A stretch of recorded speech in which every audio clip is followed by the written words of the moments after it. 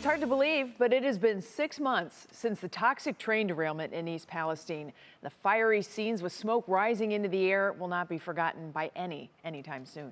Lydia Esparra looks at what progress has been made and how much more there is left to do.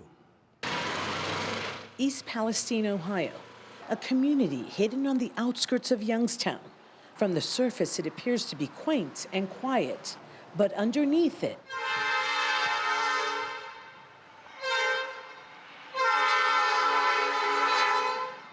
the train derailment 6 months ago left the city inundated with toxic fumes.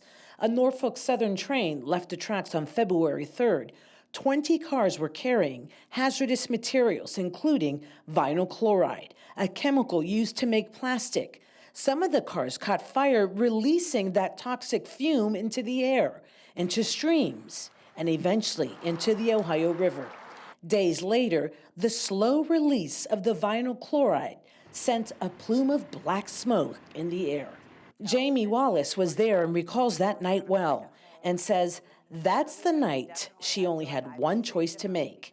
Get out of here, grab the baby, and go. Wallace says water from the Sulphur Run Creek leaked into her home. She has since moved away from there and has helped form Unity Council for the East Palestine train derailment. Her 3-year-old daughter has been her driving force. That's why she left. I refused to take my daughter into a home that I knew was contaminated. Wallace has a law degree, a master's in public administration. Unity Council just came back from Capitol Hill. Our major focus is getting President Biden to sign off on the declaration that our governor signed. Norfolk Southern CEO Alan Shaw says he's been on the Hill too. You've seen me on Capitol Hill engaging with our elected officials on both sides of the aisles, advancing railway safety legislation. Shaw has said repeatedly he will not abandon East Palestine. I'm really proud of our response so far. We've moved 80,000 tons of soil off site, over 26 million gallons of water. We've committed over $64 million into the community, and there's more work to be done. You make these yourself? They're so beautiful. Kat Smith, a resident, also has a business here, and she says the struggles in East Palestine are hard. I think that the trust issue is not very strong. She says the trust in Norfolk Southern has been questionable, but she says she doesn't want to leave East Palestine.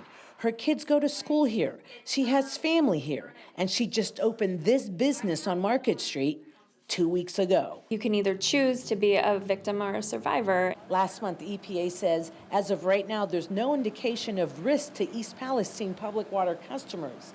This data, though, does not apply to private wells. And they're still working on what's left behind in the soil as it continues to be removed. For Wallace and the Unity Council, she says the plan is to stay on Norfolk Southern until all is well in East Palestine. It's the 6-month anniversary of our suffering. We've been suffering. We've been left at the hands of Norfolk Southern.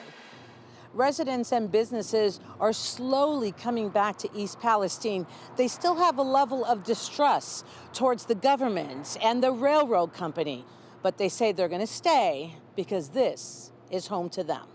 In East Palestine, Lydia Esparra, 3 News.